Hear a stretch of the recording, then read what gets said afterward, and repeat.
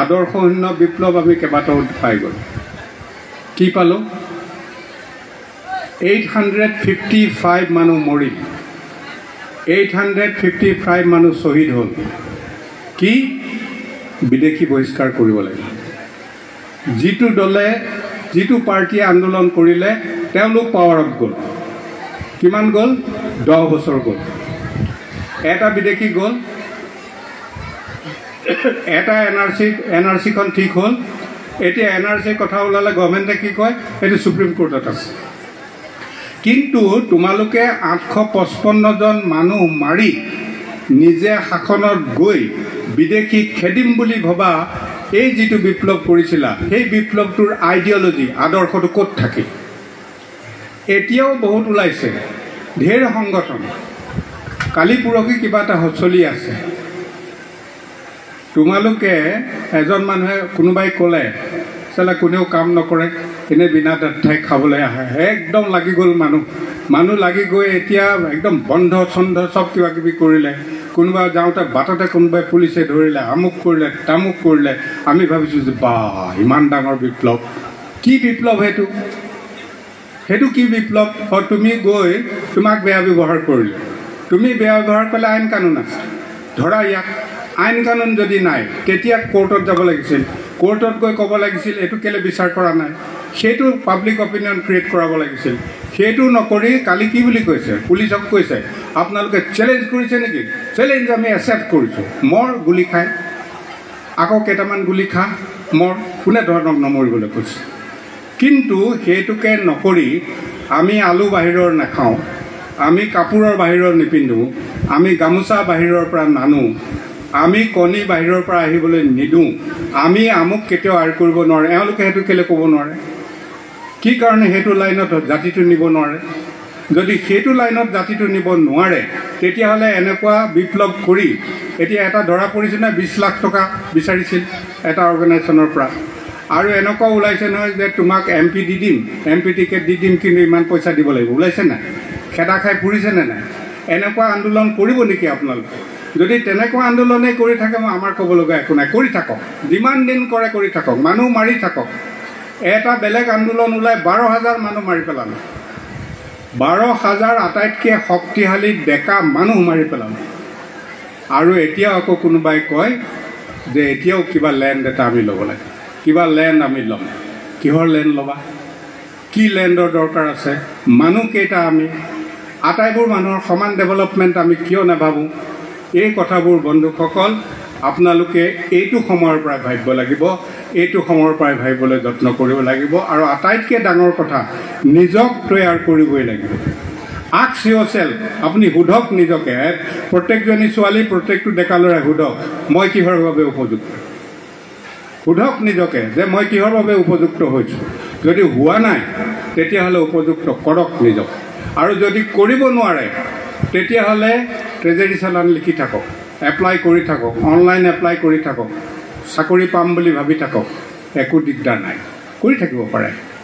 তো বন্ধুসকল, নিজৰ ওপৰত নিজে থাকি স্বাৱলম্বী হৈ জীয়াই থকাৰ মানসিকতা গঢ় দিয়াৰ এইটোৱে সময়।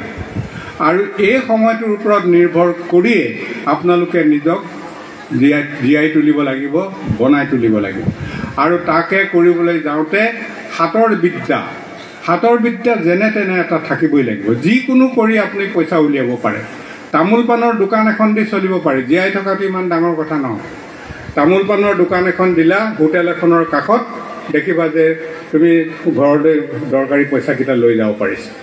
তো তামোল পাণৰ দোকানখন দি চলিব পৰা লাইফটোত আমি কিহৰ কাৰণে অন্ধকাৰ দেখি, কিহৰ কাৰণে আমাৰ একো ভৱিষ্যত নাই বুলি ভাবিম?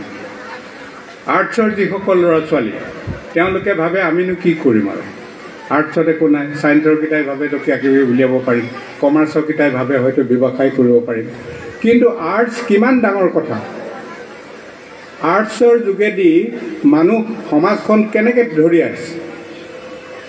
আপোনালোকে চিনেমা চাইছে নহয়?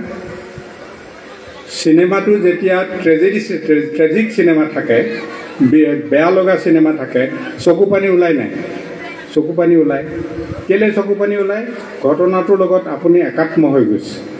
আৰু ঘটনাটো চকু পানী ওলাই লাইট নুমুৱাই দিয়া জ্বলাই দিয়াৰ লগে লগে চকু পানী ধাম ধুম মোহাৰিছে আপুনি আৰু ওলাই আহি বাহিৰত ক'লে বৰ ভাল দেই চিনেমাখন আৰে তুমি কান্দিলা কন্দাৰ পাছত তুমি যেনে তেনে লুকুৱাইছা কান্দোনটো তাৰপিছত আকৌ কৈছা ভাল লাগিলে কি সেইটোৱে কেথাৰচিছ অৱবিমুক্ষণ মানে আৰ্টে এনেকুৱা এটা কাম লৈ যাব পাৰে এটা মানুহ অলপ আগতে মৰিম বুলি ভাবি আছে মই আৰু জীয়াই থাকিব নোৱাৰো মৰি যাম কিন্তু সি চিনেমাখন চাই আহি ওলাই তাক এটা সম্পূৰ্ণ নতুন মানুহ কৰি উলিয়াই দিছে সেইটোৱেই কলা এতিয়া গান গোৱা আমুক কৰা তামুক কৰা আমাৰ গগৈয়ে যেনেকৈ ক'লে যে বিহুটো দিছোঁ আমি বিহুটোক মই কেলৈ দিছিলোঁ মই লণ্ডন গৈছিলোঁ জিনা ৰাজকুমাৰীৰ লগত এটা টীম লৈ গৈছোঁ লণ্ডনত বক্তৃতা দি ফুৰিছোঁ বহুত কেইবাখনো বিশ্ববিদ্যালয়টো দিছোঁ আমাৰ লগত এটা বিহুৰ টীম গৈছে বিহুটো কৰা মাৰি দিয়াৰ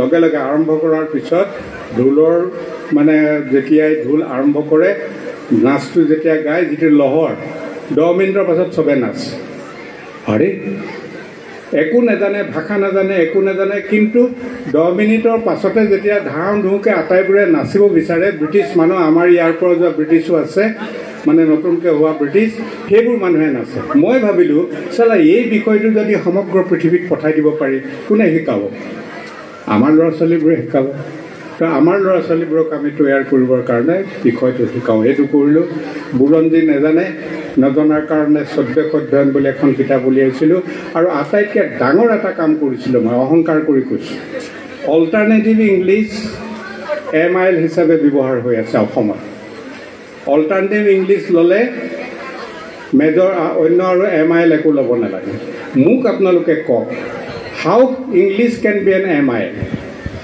ইংৰাজী ভাষাটো ভাৰতবৰ্ষত কেনেকৈ MIL হ'ব মেজৰ ইণ্ডিয়ান লেংগুৱেজ হ'ব পাৰে মই সেইটো উঠাই দিছোঁ আৰু উঠাই দি 12টা ৰিজনেল লেংগুৱেজ দিছোঁ অসমীয়া বঙালী হিন্দী বড়ো মিচিমি ডিমাচা কাৰ্বি এনেকৈ চব দিছোঁ যিকোনো এটা পঢ়িব লাগিব আপ টু ক্লাছ 12 মই অহাৰ পাছতে এইটো আকৌ নাইকিয়া কৰি দিলে কি কাৰণত নাইকিয়া কৰিলে সেইটোও জানো কিন্তু আপ টু ক্লাছ 12 এটা ল'ৰাই ৰিজনেল লেংগুৱেজ নিশিকিলে অসমীয়াই যদি অসমীয়া নিশিকে বেংগলীয়ে যদি বেংগলী নিশিকে হিন্দীয়ে যদি হিন্দী নিশিকে সি কেতিয়াও সেই লেংগুৱেজটোত একো লিখিব মেলিব নোৱাৰিব আপ টু ক্লাছ 12 পঢ়িলে মানে অন্তত শব্দ কেইটামান শিকিব নহ'লে একো শব্দ শিকিব নোৱাৰে এইটো আকৌ কৰিব লাগিব অসমত নহ'লে অসমীয়া ভাষাই নাথাকে এতিয়া যদি ইংৰাজী প্ৰৱণতা আহিছে ইংৰাজী জানিলেই চব হ'ব কিন্তু অসমীয়া মাধ্যমত পঢ়া কিমান মানুহে ভাৰতবৰ্ষত জিলিকিছে অসমীয়া মাধ্যমত পঢ়া কিমান মানুহ বিদেশত জিলিকিছে এই কথাটো কিন্তু আমাৰ মূৰত সোমোৱা নাই ভাবিছোঁ আমি যে ইংৰাজী শিকিলেই হ'ব আৰু সেইকাৰণে কাঠফুলাৰ নিচিনাকৈ ইংৰাজী স্কুল চলিছে নাথাকিব এইবোৰ কণ্ট্ৰল কৰিব লাগিব সেইটো গভৰ্ণমেণ্টেই কণ্ট্ৰল কৰিব লাগিব কিন্তু তাৰ কাৰণে পাব্লিক অপিনিয়ন আমি ক্ৰিয়েট কৰিব লাগিব বন্ধুসকল নৱাগত আদৰণি সভাত মই এই টান কথাখিনি আপোনালোকক ক'লোঁ নিশ্চয় বেয়া পাইছে আপোনালোক বেয়া পালেও মোৰ একো আক্ষেপ নাই কেলৈ জানে মোৰ এতিয়া ৭৪ বছৰ বয়স মই আৰু বেছি দিন জীয়াই নাথাকিম কিন্তু মই 90 বছৰ কাম কৰিম 14 বছৰ থাকিম আৰু গতিকে 90 বছৰলৈকে কাম কৰিম বুলি ধৰি লৈছোঁ তো আপোনালোকেও তেনেকৈ কিবা ধৰি ল'ব লাগিব নালাগিব সেইটো বেলেগ কথা কিন্তু তাৰ কাৰণে মই যত্ন কৰিছোঁ এনেই 90 বছৰ জীয়াই থাকিম বুলি কোৱা নাই মই এতিয়াও বুকডন মাৰোঁ মই এতিয়াও ৱেইট তোলোঁ মই এতিয়াও আসন কৰোঁ সেইকাৰণে মই থাকিব পাৰিছোঁ নহ'লেতো মই নিশ্চিত যে মোৰ বেমাৰ হ'লে কি হৈছে মই ধৰি ল'ম যে আমুক বেমাৰটো হৈছে যদি এইটো ভাইৰাছে একদম ভাল কৰিব নোৱাৰা ভাইৰাছ হৈ যায় মৰি যাম কিন্তু নহ'লে মই এইটো নিজে ভাল কৰি ল'ব পাৰিম আৰু সেইকাৰণে মই কওঁ যদি গুলি নাখাওঁ আৰু এক্সিডেণ্ট হৈ নমৰোঁ তেতিয়াহ'লে মই 90 বছৰ কাম কৰিম মোৰ মনৰ উচ্চতাটো মই তেনেদৰে লৈছোঁ তো বন্ধুসকল মোৰ এই বয়সটোৰ অভিজ্ঞতাৰ ওপৰত নিৰ্ভৰ কৰি আপোনালোকক এই টান কথাখিনি ক'লোঁ স্বাৱলম্বী নিজে হ'বই লাগিব নিজে কিবা এটাৰ কাৰণে উপযুক্ত হ'বই লাগিব মই সাহিত্যৰ ছাত্ৰ বুৰঞ্জী মই ভাল পাওঁ মোৰ টপিকো PhD টপিকো বুৰঞ্জী মই সাহিত্যৰে শেষ কৰোঁ নে বাৰু সাহিত্যৰে মই শেষ কৰিব খুজিছোঁ বন্ধুসকল what is the gift of the game মুখস্থ কেনেকৈ কৰিব পাৰি মোৰ 100টামান কবিতা মুখস্থ আছে মই এটা কবিতা এতিয়া আপোনালোকক ক'ম যোনটো আপোনালোকৰ আগত দিয়া মই বক্তৃতা লাইফ জীৱন হোৱাট ইজ লাইফ শেক্সপিয়াৰে কৈছিল ইট ইজ এ টেল TALE গল্প ইট ইজ এ টেল টোল বাই এন ইডিয়ট এটা মূৰ্খই কোৱা সাধু কথা ইপচেনে কৈছিল তেওঁ নৰৱেৰিয়ান ৰাইটাৰ ড্ৰামেটিষ্ট তেওঁ কৈছিল the strongest man in the world is he who stands most alone আটাইতকৈ শক্তিশালী মানুহ সেইগৰাকী যি অকলে থিয় দিয়াৰ সাহস আছে মই জীৱনৰ যিটো কবিতা ভাল পাওঁ সেইটো গাইছোঁ জীৱন যি জীৱনত ব্ৰজ কঠোৰ দুখ বেদনা নিৰ্যাতনৰ ঘৰখন লাগে মত্ত মহৎ কালবিজয়ী ৰুদ্ৰলীলাৰ ভমকভেদী অনল থাকি অনল মানে জুই সেই অনলত সৃষ্টিত সচল লাভে ৰুদ্ধ কৰা জাহি যাবৰ ভুল ভস্ম কৰি শ্ৰান্তিবিহীন স্বচ্ছ ধাৰাৰ বিচিত্ৰতৰ